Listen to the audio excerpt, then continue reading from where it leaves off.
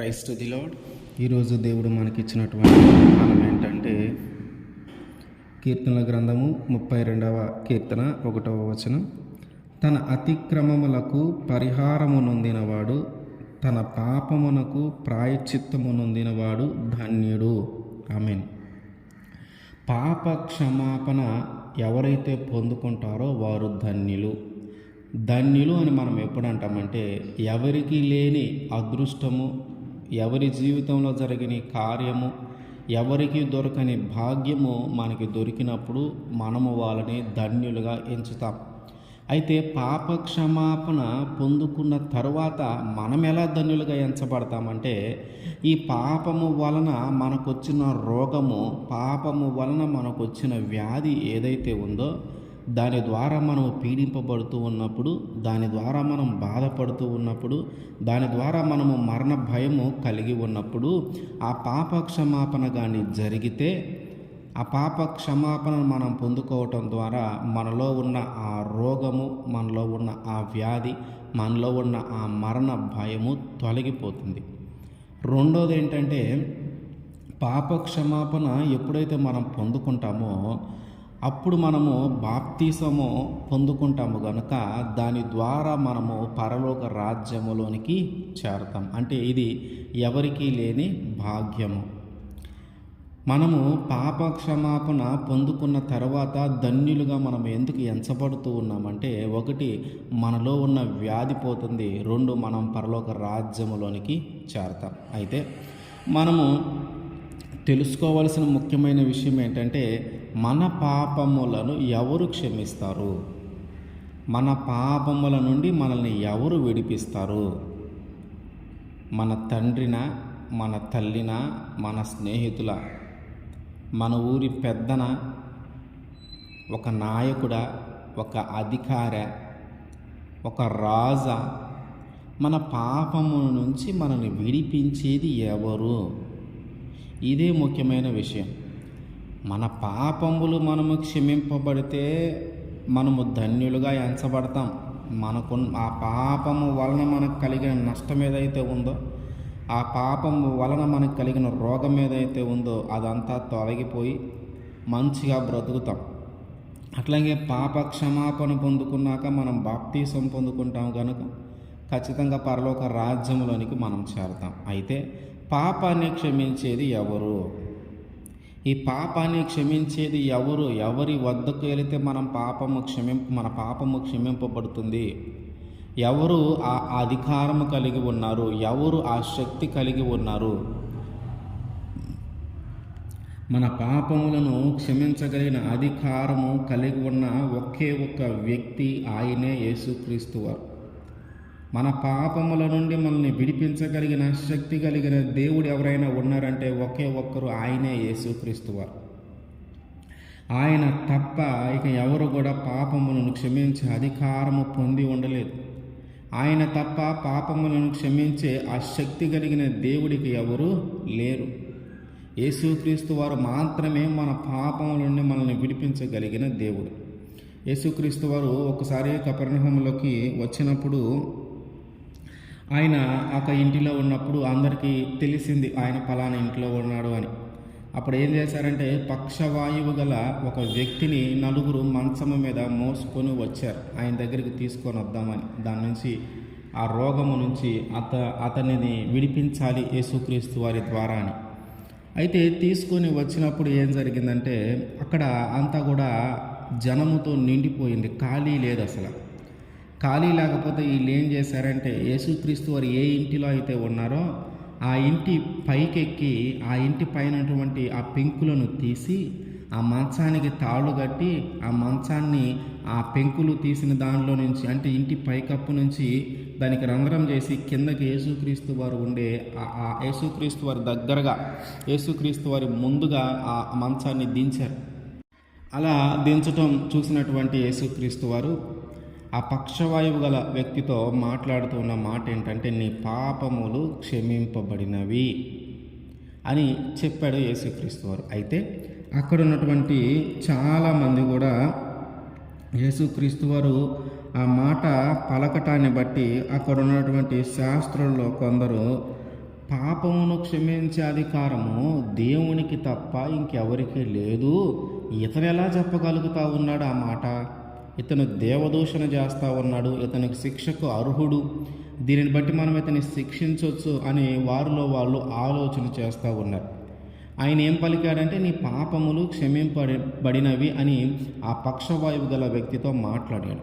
కానీ అక్కడున్న ప్రజల యొక్క ఆలోచన ఏంటంటే, పాపాన్ని క్షమించే అధికారం ఒక దేవుడికి తప్ప ఇంకెవరికి లేదు అని అక్కడున్నటువంటి ప్రజల యొక్క అభిప్రాయం.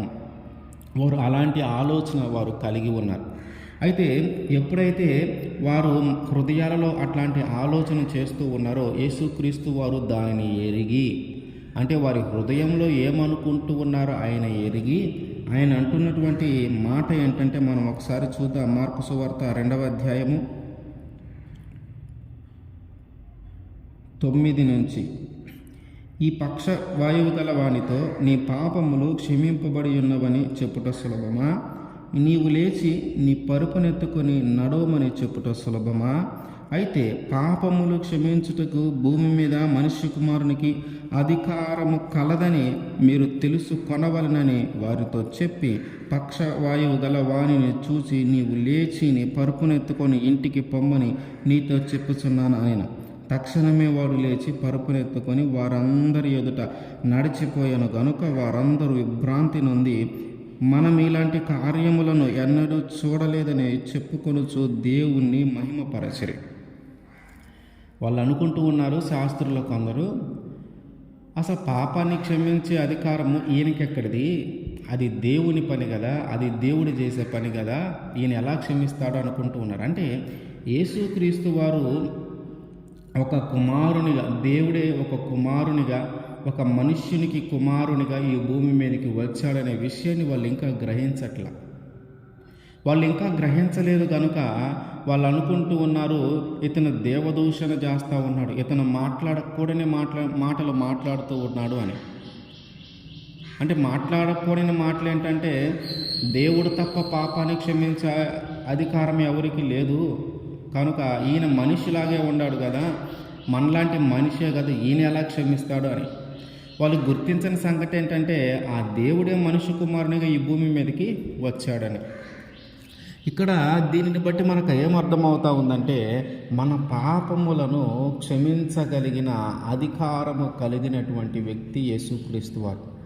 శాస్త్రులలో కొందరు ఆలోచన చేస్తూ ఉన్నట్టు మన హృదయంలో కూడా కానీ అట్లాంటి ఆలోచన ఉంటే ఏమని, యేసుక్రీస్తు వారే మన పాపములను, అంటే మన పాపమును ఎవరు క్షమిస్తారు? యేసుక్రీస్తు వారే క్షమిస్తారా?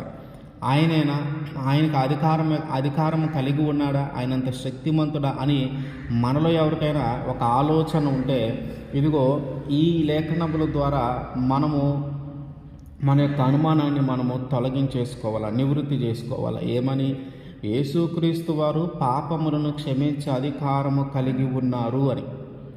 కనుక మన పాపములు క్షమింపబడాలంటే అది ఆ అధికారము, ఆ శక్తి కలిగి ఉన్నది కేవలం యేసుక్రీస్తు వారు మాత్రమే. ఆయనే మన పాపములను క్షమించగలడు. ఆయనే మన పాపములను క్షమించి మనలో ఉన్న అపవిత్రతను తీసివేసి మనల్ని పవిత్రముగా, పరిశుద్ధంగా మార్చగలిగిన దేవుడు. ఆయన తప్ప పాపమును క్షమించే అధికారానికి ఎవ్వరూ కలిగి ఉండల. దీని ద్వారా ఏం జరిగింది? ఆ పక్షవాయువు కలిగిన ఆ వ్యక్తికి ఆ రోగముతో, ఆ వ్యాధితో యేసుక్రీస్తు వారి దగ్గరికి వచ్చినప్పుడు ఆయన మాట్లాడవచ్చు, డైరెక్ట్గా చెప్పవచ్చు. ఏమని? నీ పరుపునెత్తుకొని నువ్వు నడువు అని, నీ రోగము తొలగిపోతుంది అని, నువ్వు స్వస్థపరచబడతావు అని చెప్పొచ్చు. కానీ యేసుక్రీస్తు వారు ముందు ఆ మాట చెప్పల. ఏం చేశాడు? ముందు తన పాపములు క్షమించాడు. అంటే పాపము వలన వచ్చిన రోగము, పాపము వలన వచ్చిన వ్యాధి మనలో ఉంటే, దాని ద్వారా మనము పీడింపబడుతూ ఉంటే, దాని ద్వారా మనము భయపడుతూ ఉంటే, దాని ద్వారా మనము బాధపడుతూ ఉంటే, మొదట దాని నుంచి స్వస్థపడాలంటే మొదట మన జీవితంలో జరగాల్సింది ఏంటంటే, మన పాపములు క్షమింపబడాలి. మన పాపములు ఎప్పుడైతే క్షమింపబడతాయో అప్పుడు మనకి స్వస్థత దొరుకుతుంది. మన పాపములు ఎప్పుడైతే క్షమింపబడతాయో అప్పుడు మనలో ఉన్న రోగము తొలగిపోతుంది. మన పాపములు ఎప్పుడైతే క్షమింపబడతాయో అప్పుడు మనకున్నటువంటి ఆ వ్యాధులన్నిటి నుంచి మనము విడిపింపబడతాం. దీని ద్వారా మనము ధన్యులుగా ఎంచబడతాం. అయితే పాపములు క్షమింపబడటం ద్వారా మనము బాప్తీసము పొందుకొని మనము పరలోక రాజ్యములోనికి కూడా చేరగలుగుతాం. అపోస్తుల కార్యములు 2వ అధ్యాయము 38వ వచనం. పేతురు, మీరు మారు మనస్సు పొంది పాప క్షమాపణ నిమిత్తము ప్రతివాడు యేసుక్రీస్తు నామమున బాప్తీసము పొందుడి, అప్పుడు మీరు పరిశుద్ధాత్మ అనువరము పొందుదురు. ఇక్కడ ఏం చెప్తా ఉన్నాడు? పాప క్షమాపణ నిమిత్తము ప్రతివాడు యేసుక్రీస్తు నామమున బాప్తీసము పొందాలంట. యేసుక్రీస్తు వారు మన పాపములను క్షమిస్తాడు.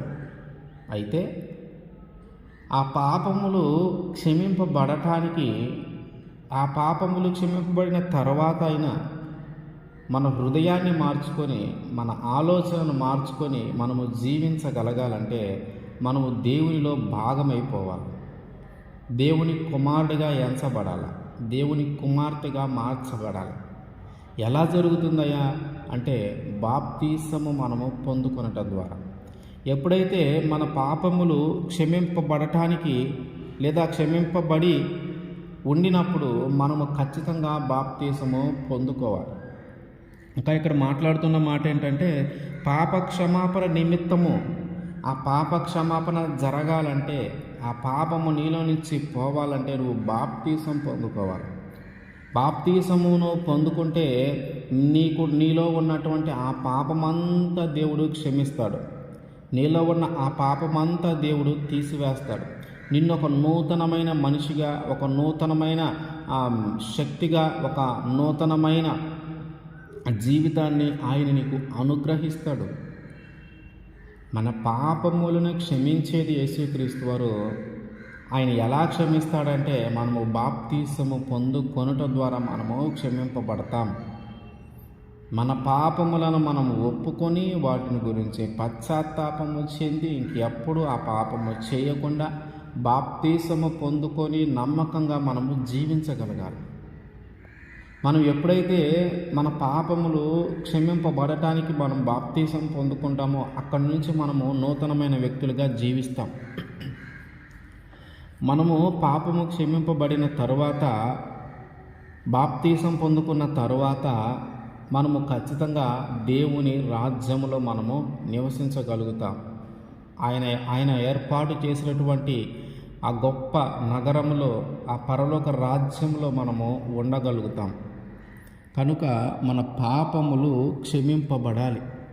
మన పాపములు క్షమింపబడాలంటే మనము యేసుక్రీస్తు వారి దగ్గరికి రావాలి. మనము బాప్తీసము పొందుకోవాలి. యేసుక్రీస్తు వారు మన పాపాలు క్షమిస్తారు.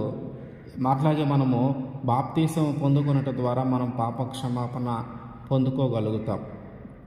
దీని ద్వారా ఏం జరుగుతుందంటే మనము ధన్యులుగా ఎంచబడతాం. ధన్యులుగా ఎంచబడటం అంటే ఎవరికీ లేని భాగ్యము మనం పొందుకోగలుగుతాం. ఆ పరలోక రాజ్యంలో ప్రవేశించడం అందరి వల్ల అయ్యే పని కాదు, అందరూ వెళ్ళే దారి కాదు. ఎవరో ఒక్కరు ఇద్దరు అట్లాంటి భాగ్యం అది, ఎవరికో దొరికే భాగ్యం అది.